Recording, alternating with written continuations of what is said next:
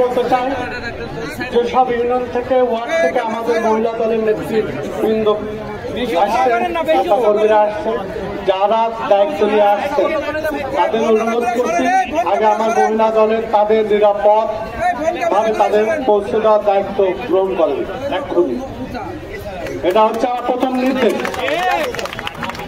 প্রিয় সাথী ও বন্ধুরা, সামনে আজকের এই ৪৭তম বিএনপি প্রতিষ্ঠা বার্ষিকী র্যালি পরবর্তী যে আলোচনা এবং কর্মী সমাবেশের যে সম্মানিত সভাপতি উপস্থিত শামসুদ্দিন নানা, ওই আমার সহযোদ্ধা মঞ্চ উপবিষ্ট থানা পৌর সকল পর্যায়ের নেতৃবৃন্দ, মহিলা দল, ছাত্র দল, স্বেচ্ছাসেবক যুব দল, শ্রমিক দল, অঙ্গ সংগঠনের সর্বস্তরের নেতা উপস্থিত আমার সাথে সবাই আসসালামু আলাইকুম।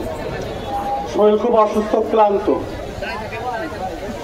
আজকে আপনাদের এই উপস্থিতি জন্য আপনাদের কি বিশেষণ দেবো আর কিভাবে ধন্যবাদ দেবো আমি জানি না, শুধু এতটুকুই বলছি, প্রতিদিন আমাকে ঋণী করে ফেলছেন আপনারা।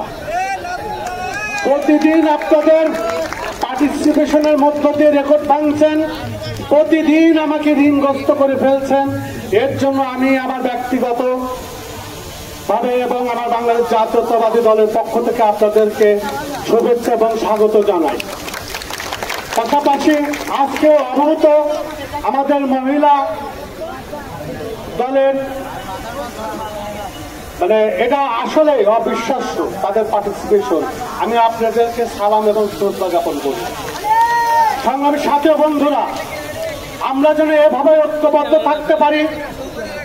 আপনাদের বলেছি সামনে কিন্তু মহা বিপদ, ডিসেম্বরে আমাদের আন্দোলনে নামতে হতে পারে। আমি কিন্তু বারবার আপনাদেরকে সতর্ক করছি। আজকে এই মিলন মেলার মধ্য দিয়ে ৪৭তম প্রতিষ্ঠা বার্ষিকীর মধ্য দিয়ে আমি আপনাদেরকে আহ্বান করতে চাই, ব্যক্তি স্বার্থের ঊর্ধ্বে দলকে এভাবে আমরা যেন ভালোবাসি, দলের জন্য এভাবেই যেন আমরা শ্রম দিতে পারি।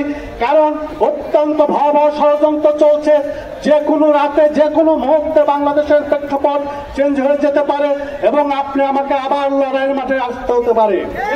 তাই বলছি, দ্বিধা বিভক্ত ভুলে যান, ব্যক্তি স্বার্থের ঊর্ধ্বে আসুন। আমরা আগে দলকে শক্তিশালী করি, নেতৃত্বকে শক্তিশালী করি, তারপরে আপনার যোগ্যতা থাকলে আপনি ধানের শীষ নিয়ে আসুন, আমার যোগ্যতা থাকলে আমি ধানের শীষ নিয়ে আসবো। কিন্তু সবার আগে আমার দল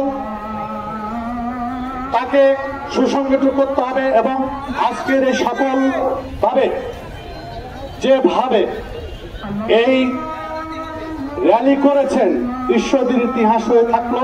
এর জন্য আমি আবারও আপনাদেরকে সালাম জানিয়ে আমার সংক্ষিপ্ত বক্তব্য শেষ করছি। খোদা হাফেজ। বাংলাদেশ জিন্দাবাদ। আসসালামু আলাইকুম।